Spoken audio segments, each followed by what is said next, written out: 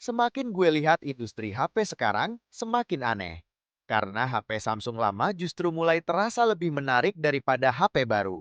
Dan hari ini, gue mau nunjukin 3 HP Samsung lama yang di tahun 2026 masih terlalu bagus buat dilupakan. Halo guys, kali ini kita bakal time travel sedikit ke jajaran lini Samsung Galaxy Seri S yang dulu sempat jadi primadona. Dan jujur, sampai sekarang pun pesonanya belum pudar. Ada Samsung Galaxy S21 FE, S22 Ultra, dan S23 Ultra. Menariknya, HP-HP ini justru makin kelihatan waras dibanding banyak HP baru. Karena realitanya, nggak semua orang butuh HP terbaru. Dan di video ini, kita bakal bongkar kenapa upgrade tiap tahun sekarang mulai kehilangan makna. Nah, kita mulai dari yang paling ramah di kantong dulu. Samsung Galaxy S21 FE, kalau dulu pas awal rilis HP ini sering dibilang nanggung karena harganya mepet flagship utama, sekarang situasinya malah kebalik total. Karena di pasar second atau sisa stok baru, harganya udah turun jauh. Dan justru di titik ini, S21 FE mulai terasa menarik banget. Menurut gue, ini salah satu pintu masuk paling murah buat lo yang pengen ngerasain vibe flagship Samsung tanpa harus keluar duit belasan juta. Desainnya masih enak dilihat. Layarnya udah Dynamic AMOLED 2X yang masih cakep banget sampai sekarang. Refresh rate tinggi, warnanya panci, dan buat nonton atau scrolling masih nyaman banget. Performanya juga masih aman buat multitasking harian, sosial media, editing ringan, sampai gaming casual. Yang bikin menarik dari S21 FE itu bukan karena dia HP paling kenceng, tapi karena dia balance. Dan kadang, HP yang balance justru umurnya paling panjang.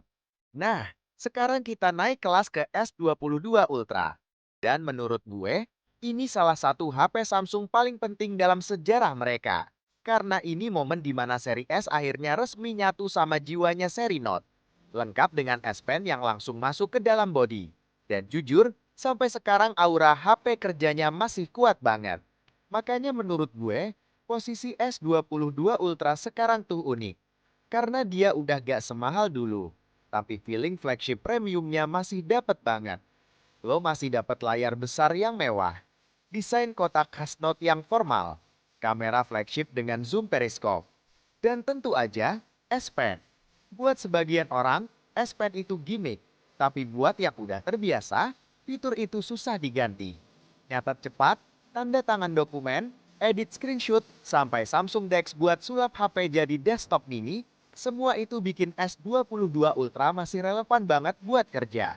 Dan kadang, nilai asli sebuah HP baru terasa beberapa tahun kemudian. Nah terakhir, ini dia yang menurut gue paling bahaya buat Samsung sendiri. Galaxy S23 Ultra. Karena HP ini masih terlalu bagus buat bikin orang upgrade. Dan menurut gue, alasan terbesarnya ada di chipset. Snapdragon 8 Gen 2 for Galaxy. Ini momen di mana Samsung akhirnya berhasil bikin flagship yang performanya kenceng, tapi tetap stabil dan adem. Karena kalau lo ingat, beberapa generasi sebelumnya sempat ada drama soal panas dan baterai. Nah di S23 Ultra, masalah itu jauh lebih beres. Hasilnya, baterainya awet, gaming stabil, rendering video kuat, multitasking santai, dan kameranya jujur aja masih serap. Sensor 200 megapikselnya masih terlalu kuat buat dilawan banyak HP mid-range zaman sekarang. Kalau flagship lama aja masih sebagus ini, buat apa beli HP baru yang jauh lebih mahal? Dan dari ketiga HP ini, gue makin sadar satu hal. Mungkin masalahnya bukan karena HP baru sekarang jelek, tapi karena HP lama sekarang terlalu bagus buat cepat-cepat diganti. S21 FE cocok buat lo yang pengen flagship feel dengan budget aman. S22 Ultra cocok buat lo yang produktif dan pengen pengalaman ala Galaxy Note. Dan S23 Ultra masih jadi salah satu flagship Samsung paling aman buat dipakai bertahun-tahun. Kalau menurut lo sendiri gimana? Tulis di komentar ya. Sampai ketemu di video lainnya.